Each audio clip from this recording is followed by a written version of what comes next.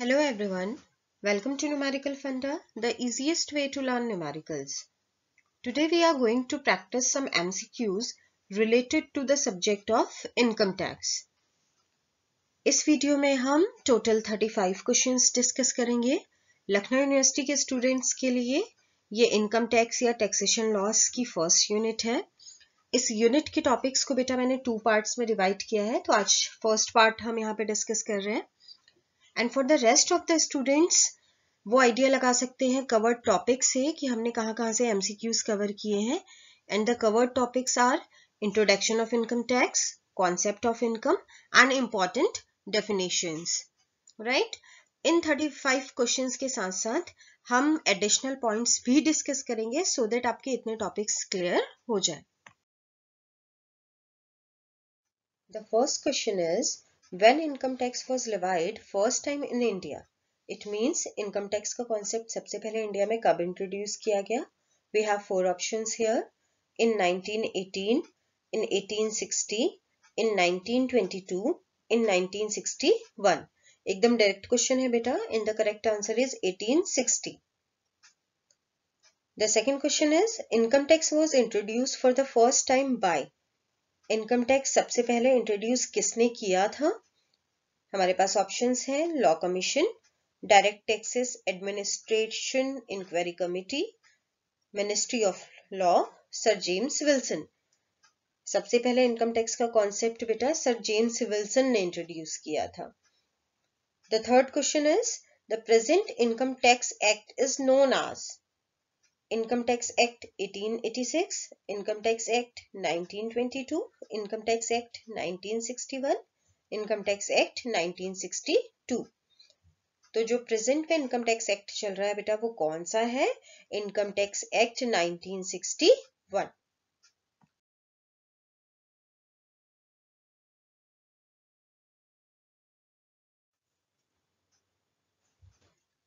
The next question is Income Tax Act has been brought into force with effect from. Income tax act को कब enforce किया गया था? हमारे पास ऑप्शंस हैं 1 अप्रैल 1922, 1 अप्रैल 1961, 1 अप्रैल 1981, 1 अप्रैल 1962। And the correct answer is 1 April 1962। Income tax act बनाया गया था बेटा 1961 में और उसको इन्फोर्स किया गया था from 1 April 1962। Income tax is an indirect tax, a direct tax, central tax, both B and C. इसका आंसर होगा बेटा both B and C. जो इनकम टैक्स है वो डायरेक्ट टैक्स है क्योंकि एसएससी सीधे सीधे अपना इनकम टैक्स पे करता है, कोई भी थर्ड पार्टी इन्वॉल्व नहीं होती है। सेंट्रल टैक्स है because the tax goes to the central government. तो दोनों ही ऑप्शन सही हैं, डायरेक्ट टैक्स भी है और सेंट्रल टैक्स भी है। Next question is income tax rate is fixed under. Income tax rate जो है वो किसके अंडर फिक्स किया जाता है? हमारे पास ऑप्शंस हैं the income tax act, CBDT.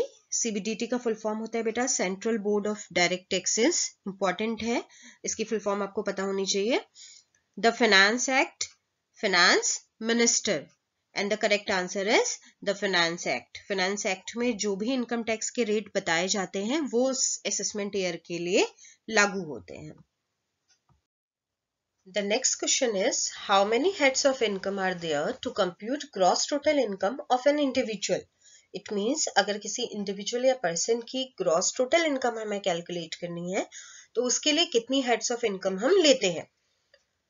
हमारे पास ऑप्शंस हैं 2, 4, 6, 5 and the correct answer is 5। ये समझने के लिए बेटा कि हेड्स ऑफ इनकम क्या होती हैं और ग्रॉस टोटल इनकम कैसे कैलकुलेट की जाती है, हम एक हाइपोथेटिकल एग्जांपल लेते हैं, बहुत इजी सा, जिससे आपके समझ में आ जाएगा।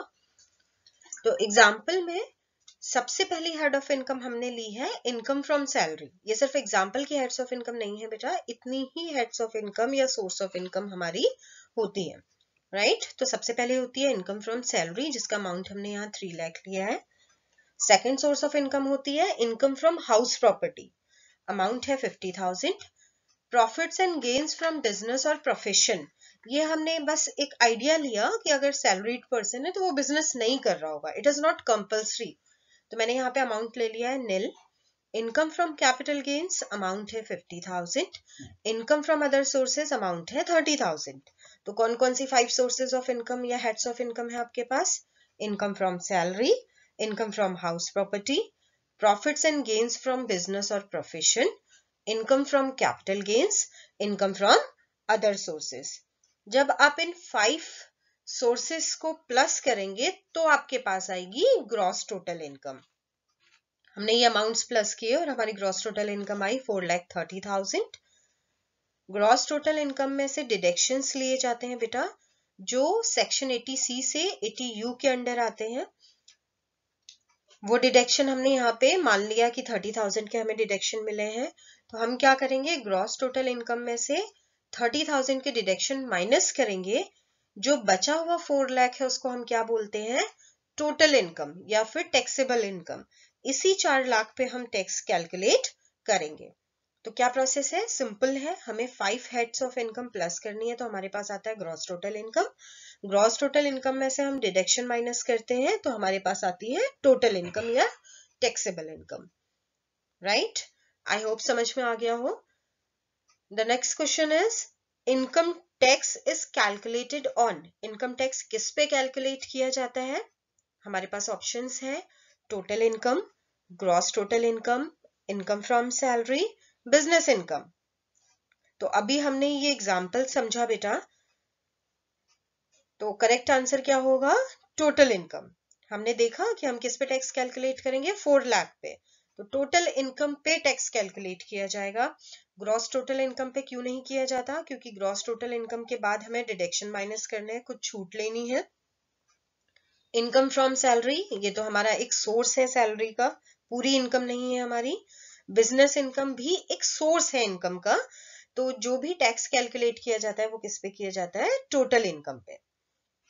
Next question is income tax department works under the control of. Income tax department किसके अंडर काम करता है? हमारे पास ऑप्शंस हैं central board of direct taxes, CBDT जिसको हमने बोला था, law commission, direct taxes administration inquiry committee, state government.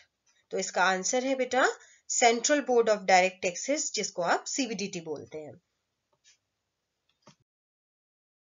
The next question is which statement is correct about tax exempted limits of income for the assessment year 2021? आपको ये बताना है कि कौन सा स्टेटमेंट करेक्ट है about the tax exempted limits. Tax exempted limits क्या होती हैं बेटा? ये वो लिमिट्स हैं जहां तक हमें इनकम टैक्स पे नहीं करना होता। अगर 2.5 लाख रुपए हमने बोला टैक्स एग्जेम्प्टेड लिमिट है, तो उसका क्या मतलब है कि 2.5 लाख तक हमें कोई भी इनकम टैक्स पे नहीं करना। अगर हमारी इनकम 2.5 लाख से ऊपर जाती है तो हमें इनकम टैक्स पे करना पड़ेगा। देखते हैं हमारे पास क्या क्या ऑप्शंस हैं। Senior citizen ₹3 lakh, super senior citizen ₹5 lakh, other individuals HUF association of persons body of individuals ₹2,50,000 and for firm company local body amount है nil, that means कोई भी exempted limit नहीं है। all of the above and the correct answer is all of the above। ये सारी ही limit सही है बेटा। सीनियर सिटीजन अगर कोई होता है तो 3 लाख तक टैक्स की छूट है उनको, 3 लाख तक के अमाउंट पे उन्हें टैक्स पे नहीं करना है। सुपर सीनियर सिटीजन के लिए ये लिमिट 5 लाख है। अदर इंडिविजुअल्स HUF मतलब Hindu undivided family association of persons body of individuals, इन लोगों के लिए ये लिमिट ₹2,50,000 है। And companies, firm, local body, इनके लिए कोई भी लिमिट डिसाइडेड नहीं है। निल मतलब जीरो, कोई भी टैक्स एग्जेम्प्टेड लिमिट नहीं है। राइट, तो यहां से आप टैक्स एग्जेम्प्टेड लिमिट्स देख लीजिए। एक और क्वेश्चन यहां से फेम हो सकता है बेटा, it's about the age group of different individuals. तो वो एज ग्रुप्स भी हम देख लेते हैं क्या क्या हो सकती है। अगर कोई भी पर्सन 60 इयर्स से 80 इयर्स के बीच में है तो उसको हम क्या कहते हैं, सीनियर सिटीजन। अगर वो पर्सन 80 इयर्स से ज्यादा का है तो वो हो जाता है सुपर सीनियर सिटीजन, और 60 इयर्स से लेस अगर उसकी एज है तो वो अदर इंडिविजुअल्स का पार्ट होगा। Which statement is true about income tax rates for individuals who is of the age of 60 years or more but less than 80 years? आपको ये बताना है कि कौन सा स्टेटमेंट सही है इनकम टैक्स रेट्स को लेके, लेकिन कौन से इंडिविजुअल के लिए जो 60 इयर्स या उससे ज्यादा हो पर 80 इयर्स से कम के हो। तो ऐसे कौन से इंडिविजुअल्स होते हैं बेटा जो 60 और 80 के बीच के एज ग्रुप में आते हैं, हम उनको बोलते हैं सीनियर सिटीजन। हमारे पास ऑप्शंस हैं on rupees 3 lakh nil, rupees 3 lakh to rupees 5 lakh 5%, rupees 5 lakh to rupees 10 lakh 20%, above rupees 10 lakh 30%, all of the above, and the correct answer is all of the above। ये सारे ही rate सही हैं।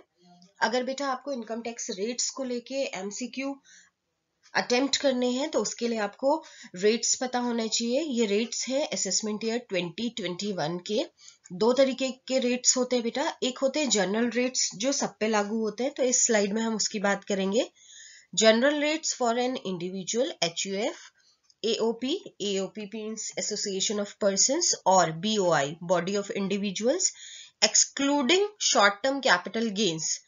बाकी सबके बारे में बात हो रही है पर हम शॉर्ट टर्म कैपिटल गेन्स के बारे में बात नहीं कर रहे हैं, जो कि आते हैं सेक्शन 111A में। Long term capital gains, winning from lotteries, crossword puzzles etcetera.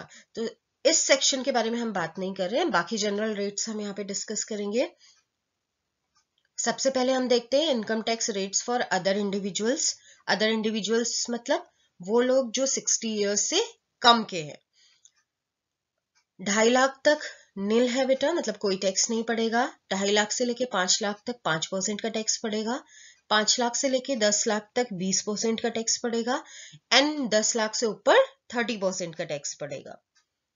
फिर अगर हम income tax rate senior citizen के लिए बात कर रहे हैं, सीनियर सिटीजन वो लोग जो 60 ईयर्स से 80 ईयर्स के बीच में आते हैं, तो उनके लिए इनकम टैक्स रेट्स हैं 3 लाख तक नील, 3 लाख से 5 लाख तक 5%, 5 लाख से 10 लाख तक 20% एंड अबव 10 लाख 30%, राइट। और एक कैटेगरी रह गई super senior citizen. Super senior citizen means वो लोग जो 80 इयर्स से ज्यादा के हैं, तो उनके लिए 5 लाख तक कोई भी टैक्स नहीं है। 5 लाख से 10 लाख तक 20% है एंड अबव 10 लाख 30% है, राइट। तो ये रेट्स आप पढ़ लीजिए, इससे कोई भी MCQ about the income tax rate आप अटेम्प्ट कर सकते हैं। What rate of income tax is charged on short-term capital gains specified in section 11A? हमें इस क्वेश्चन में क्या बताना है? वो शॉर्ट टर्म कैपिटल गेन्स जो कि सेक्शन 11A में बताए गए हैं, उन पे कितने परसेंट से इनकम टैक्स लगाया जाता है। हमारे पास ऑप्शन है 15%, 20%, 10%, 30% and the correct answer is 15%। ये स्पेसिफाइड रेट्स हैं बेटा। लास्ट स्लाइड में हमने जनरल रेट्स पढ़े थे, इस स्लाइड में हम स्पेशल रेट्स पढ़ते हैं। स्पेशल रेट किस पे? जो भी इनकम्स हमें बताई गई हूं उन पे स्पेसिफाइड फ्लैट रेट लगता है। तो देख लेते हैं कौन कौन से वो रेट्स होते हैं। सबसे पहले हम बात करेंगे special rates for individual, Hindu undivided family, association of persons और बॉडी ऑफ इंडिविजुअल्स के लिए। अगर शॉर्ट टर्म कैपिटल गेन है जो कि सेक्शन 11A में बताया गया है, तो उस पे 15% इनकम टैक्स रेट पड़ेगा। लॉन्ग टर्म कैपिटल गेन्स में 20% इनकम टैक्स रेट है। On gains from listed shares without indexing cost of acquisition, उस पे 10% है। लॉन्ग टर्म कैपिटल गेन्स जो कि सेक्शन 112A में बताए गए हैं, उन पे 10% का है। विनिंग्स अगर है लॉटरी से, क्रॉसवर्ड पजल से, हॉर्स रेसेस से या फिर किसी अदर गेम से, तो उस पे फ्लैट 30% का इनकम टैक्स रेट लगता है।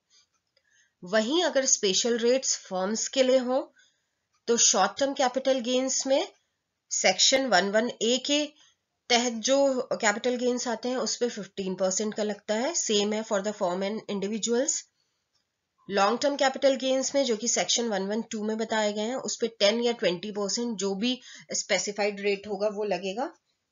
Long term capital gains under section 112A में अगर है तो उस पे 10% का लगेगा। विनिंग्स अगर लॉटरीज या क्रॉसवर्ड पजल्स या हॉर्स रेसेस या फिर गेम्स से हैं तो 30%, एंड ऑन अदर इनकम 30%। तो ऑलमोस्ट दोनों में जो टैक्स रेट है वो सिमिलर है, फर्म्स के लिए भी और इंडिविजुअल्स के लिए भी। ये इनकम टैक्स रेट बेटा आपको याद करने होंगे। Income tax is charged from those individuals. Question में आपसे पूछा जा रहा है इनकम टैक्स उन इंडिविजुअल से चार्ज किया जाता है, किन से? ये ऑप्शंस में देख लेते हैं। Whose income is up to 2,50,000, जिनकी इनकम 2.5 लाख तक हो। Whose income is up to 2 lakh, जिनकी इनकम 2 लाख तक हो। Whose income is less than the exempted limit, जिनकी इनकम जो है वो एग्जेम्प्टेड लिमिट से कम हो।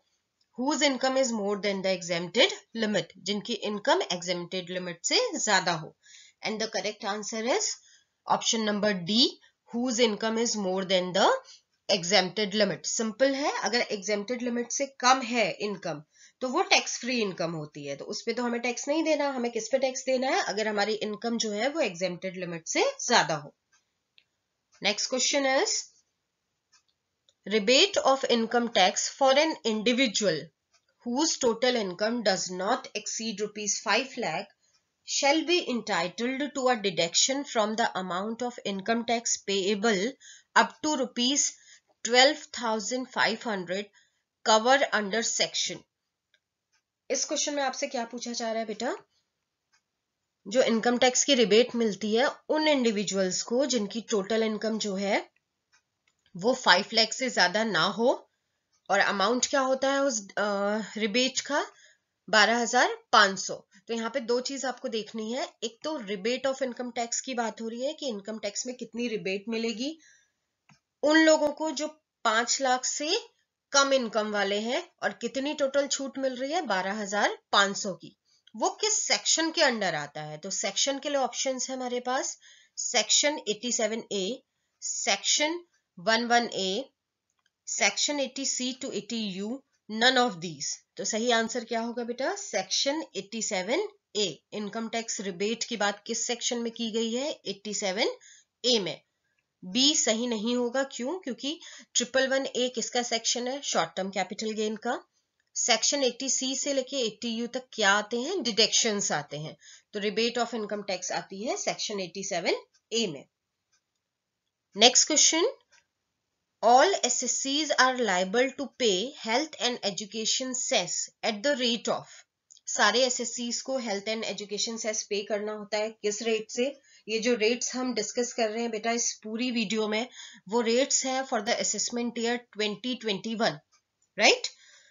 हमारे पास ऑप्शंस हैं 5%, 4%, 7%, 8%, और सही आंसर है 4%। हेल्थ एंड एजुकेशन सेस कितने परसेंट से कट किया जा रहा है? 4% से। विच statement is correct about surcharge rates for firms? कौन सा स्टेटमेंट सही होगा अगर हम फर्म्स या कंपनीज के लिए सरचार्ज रेट की बात कर रहे हैं? तो हमारे पास ऑप्शंस है, if total income exceeds 1 crore rupees 12%, if total income exceeds 5 crore rupees 17%, if total income exceeds 10 crore rupees 25%, all of the above। इसका सही आंसर होगा बेटा ऑप्शन नंबर ए। अगर हमारी या फर्म की टोटल इनकम 1 करोड़ से ज्यादा हो तो कितने परसेंट से लगता है सरचार्ज? 12% से। फर्म्स या कंपनीज के लिए एक ही रेट एप्लीकेबल है बेटा, पर क्वेश्चन फर्म से ना आके इंडिविजुअल से भी आ सकता है, तो उसके लिए आप रेट्स देख लीजिए क्या क्या होते हैं। Surcharge rates for an individual, HUF मतलब Hindu undivided family, AOP association of persons, BOI body of individuals. तो इसके लिए भी रेट्स हैं। अगर इनकम इंडिविजुअल की 50 लाख से 1 करोड़ के बीच में है तो 10% लगेगा, 1 करोड़ से 2 करोड़ के बीच में है तो 15% लगेगा, 2 करोड़ से 5 करोड़ के बीच में है तो 25% लगेगा, और 5 करोड़ से ज्यादा है तो 37% लगेगा, राइट? 4 रेट्स इंडिविजुअल के लिए एप्लीकेबल होते हैं। The next question is what would be the assessment year of the financial year 1920? आपसे पूछा जा रहा है फाइनेंशियल ईयर 19-20 का असेसमेंट ईयर क्या होगा। हमारे पास ऑप्शंस हैं 2018-19, 2019-20, 2020-21, none of these. And the correct answer is 2020-21. अब ये ऑप्शन हमने कैसे चूज किया, इसके लिए एक सिंपल सा कॉन्सेप्ट समझते हैं. मैंने हाइपोथेटिकल एग्जांपल लिया 3 इयर्स का. हमारे पास 3 फाइनेंशियल ईयर हैं, 2018 से 19, 19 से 20 और 20 से 21. अगर 2018-19 की बात करें तो कब से शुरू होगा? 1 अप्रैल 2018 से शुरू होगा, 31 मार्च 2019 पे खत्म होगा.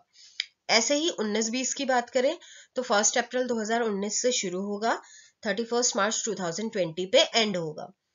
20-21 की बात करें तो 1 अप्रैल 2020 से शुरू होगा और 31 मार्च 2021 पे एंड होगा.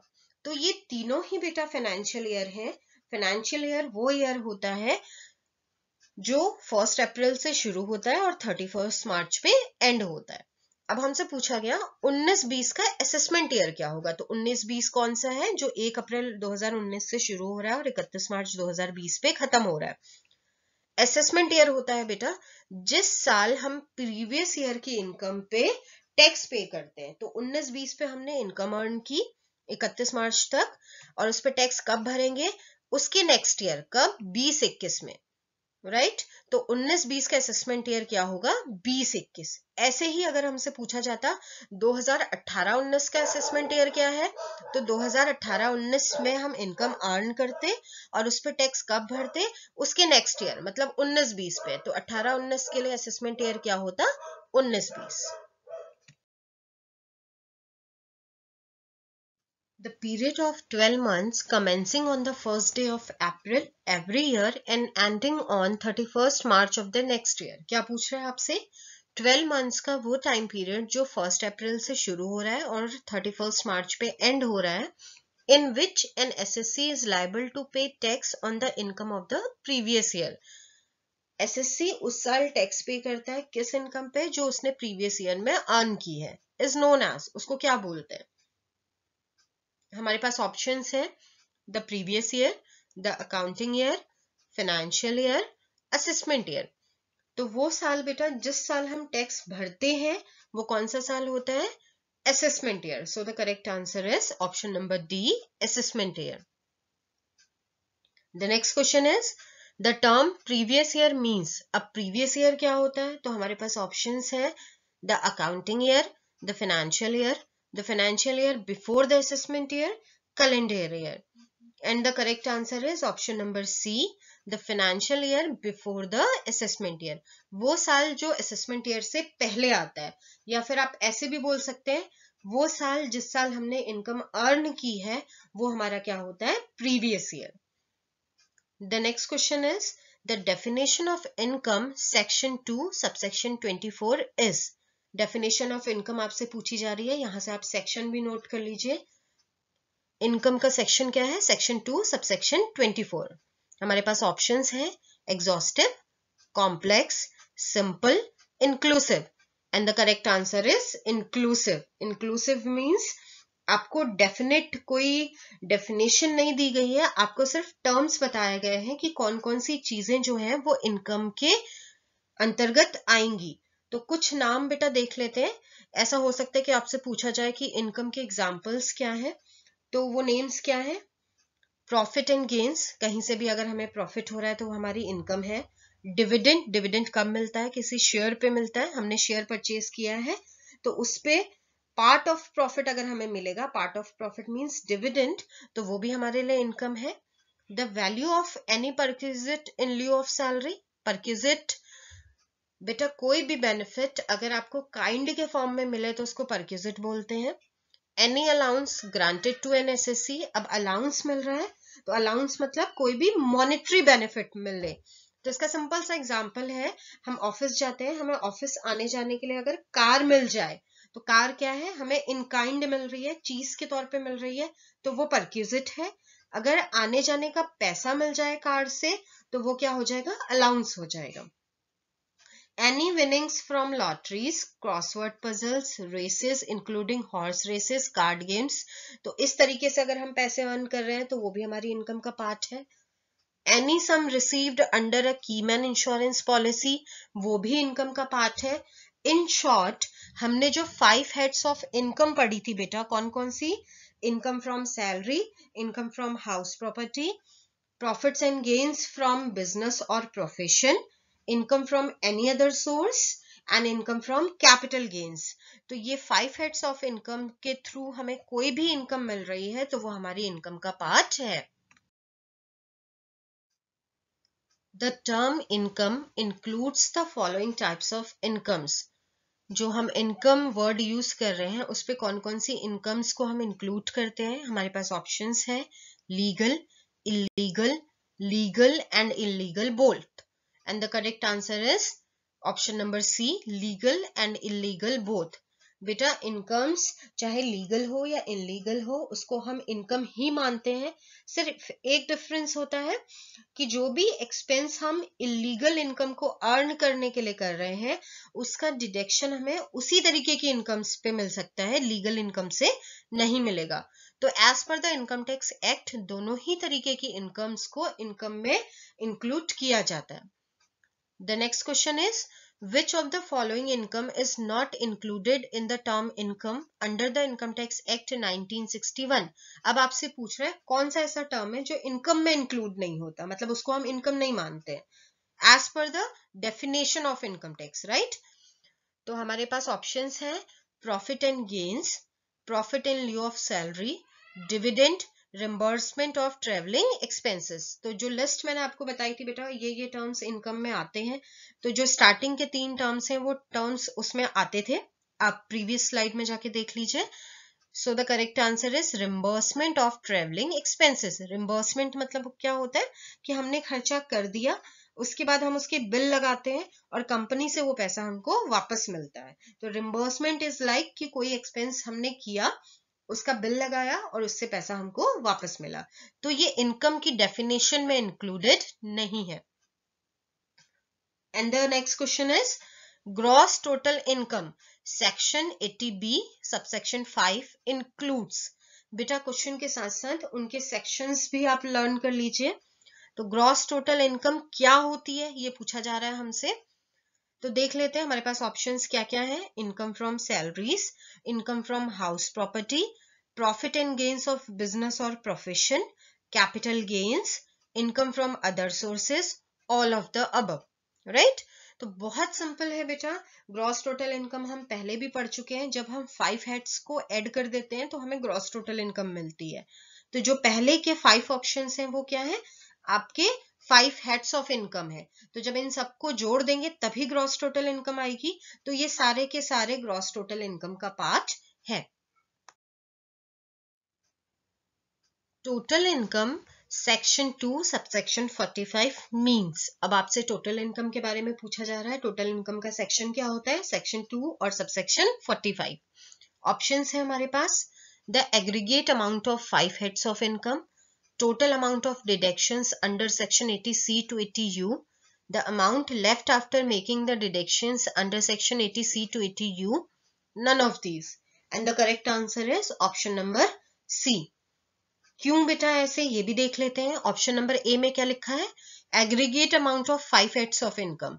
दैट मीन्स अगर पांचों हेड को जोड़ोगे, एग्रीगेट करोगे तो क्या मिलता है? टोटल इनकम नहीं मिलती, ग्रॉस टोटल इनकम मिलती है।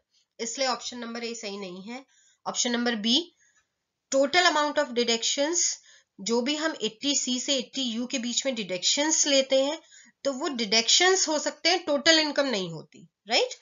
सी में लिखा है the amount left after making the deduction under section 80C to 80U, मतलब जो अमाउंट बच जाए ये डिडक्शन लेने के बाद।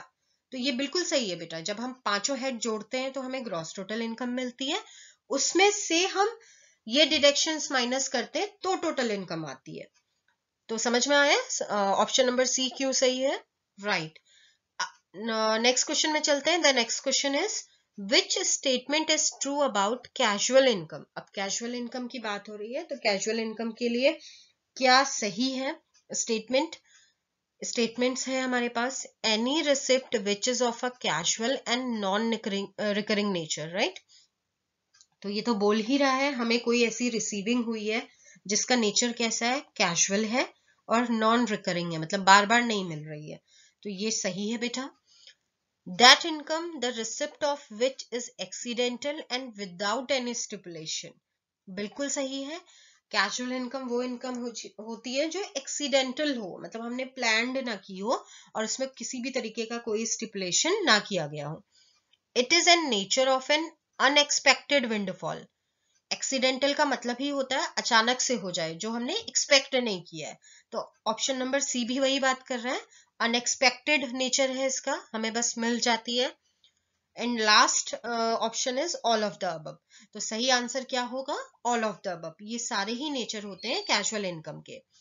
The next question is the casual income does not include, casual income क्या इंक्लूड नहीं करती या कौन सी इनकम इंक्लूड नहीं करती। हमारे पास ऑप्शंस हैं, winnings from lotteries, any sort of gambling और betting, crossword puzzles, a gift from relative. तो ये जो कैजुअल इनकम है, ये तीनों ही ऑप्शन स्टार्टिंग के बेटा कैजुअल इनकम के एग्जांपल्स हैं, and the correct answer is option number D, a gift from relative. Which statement is true relating to casual income, आपसे पूछा जा रहा है कौन सा स्टेटमेंट सही है कैजुअल इनकम को लेके। हमारे पास ऑप्शंस हैं, expenses are not deductible, set off losses not permitted, TDS will be deducted if winnings exceed rupees 10,000 at the rate of 30,000, all of the above, and the correct answer is all of the above। सारे ही statement सही हैं बेटा। Casual income earn करने के लिए हम जितने भी एक्सपेंसेस करते हैं उनकी कोई छूट हमें नहीं मिलती है, सेट ऑफ लॉसेस अलाउड नहीं है, TDS मतलब tax deducted at source, TDS तब कटता है जब जो हमने अर्न किया है विनिंग से वो 10,000 से ज्यादा हो, और कितने परसेंट से कटता है, 30% से कटता है, तो सारे ही स्टेटमेंट सही हैं।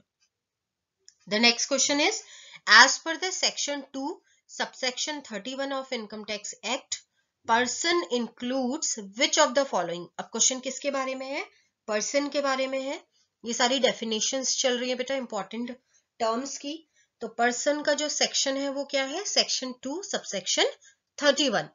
तो पर्सन में क्या क्या चीजें इंक्लूड होती हैं ये पूछा जा रहा है आपसे। आपके पास ऑप्शंस है, an individual, a Hindu undivided family जिसको आप HUF बोलते हैं, अ कंपनी और a firm, all of the above, and the correct answer is all of the above. ये तीनों ही जो है वो as a person income tax act में कंसिडर किए जाते हैं।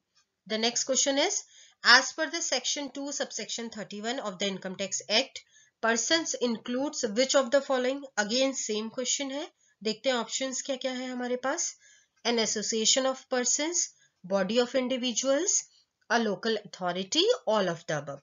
तो इसका आंसर भी बेटा है all of the above। तो अब यहां से आप देख लीजिए कौन कौन सी चीजें पर्सन के तौर पे कंसिडर की जाती है, इंडिविजुअल, HUF, कंपनी और a firm, association of persons, body of individuals और लोकल अथॉरिटी, इन सबको ही इनकम टैक्स एक्ट के अकॉर्डिंग पर्सन माना जाता है। सिर्फ एक नाम यहाँ पे रह गया बेटा, that is artificial judicial person, वो भी पर्सन का ही पार्ट है। As per section 2 subsection 7 of the income tax act, SSC means, अब यहाँ पे आपसे पूछा जा रहा है SSC कौन होता है, SSC का सेक्शन क्या है, सेक्शन 2 सबसेक्शन 7। हमारे पास ऑप्शंस हैं, who is liable to pay any tax, who is deemed to be an SSC under any provision of this act, who is deemed to be an SSC in default under any provision of this act, all of the above, and the correct answer is all of the above। कैसे बेटा, explanation देख लेते हैं points का। who is liable to pay any tax, कोई भी person जो tax पे करने के लिए लाइबल हो उसको हम SSC बोलते हैं। Second, deemed to be an SSC, या फिर दूसरे नाम से हम इसको जानते हैं डीम्ड SSC। डीम्ड SSC वो पर्सन होता है जो किसी और पर्सन के लिए टैक्स पे करने के लिए लायबल हो, जैसे कोई माइनर है, माइनर टैक्स पे नहीं कर सकता तो उसके बिहाफ में कोई टैक्स पे करेगा, किसी पर्सन की डेथ हो गई है तो उसका रिप्रेजेंटेटिव पे करेगा। तो कोई भी पर्सन जो किसी और पर्सन की इनकम पे टैक्स पे कर रहा है वो कौन है, डीम्ड SSC, तो वो भी SSC माना जाता है। और तीसरा option who is deemed to be an SSC in default, या फिर इसको बोलते हैं एसएससी इन डिफॉल्ट, मतलब उसको टैक्स तो भरना था पर वो भर नहीं पाया, he fails to do it, right. तो ये भी हमारे लिए एसएससी का ही पार्ट है। Next question is who is SSC in case of HUF. अगर एचयूएफ की बात करें, हिंदू अनडिवाइडेड फैमिली की बात करें, तो हिंदू अनडिवाइडेड फैमिली के लिए एसएससी कौन होता है? हमारे पास ऑप्शंस है कर्ता, कॉपरेंसरिस, डीम्ड कर्ता, none of these, and the correct answer is karta. The year in which income is earned is known as dash, and the next year in which this income is taxable is known as dash. हमारे पास options हैं financial year and assessment year, previous year and financial year, previous year and assessment year and previous year. Simple है बेटा, हमसे क्या पूछ रहा है? The year in which income is earned, वो साल जिस साल इनकम अर्न की जाती है, तो वो कौन सा साल होता है? Previous year. तो ऑप्शन नंबर सी आपका सही आंसर है, क्योंकि प्रीवियस ईयर लिखा हुआ है। आगे भी देख लेते हैं। And the next year in which this income is taxable is known as, और वो साल जब इस इनकम पे टैक्स भरा जाता है, तो जिस साल टैक्स भरा जाता है वो कौन सा साल होता है? Assessment year. तो ऐसे भी ऑप्शन नंबर सी ही करेक्ट है, previous year and assessment year.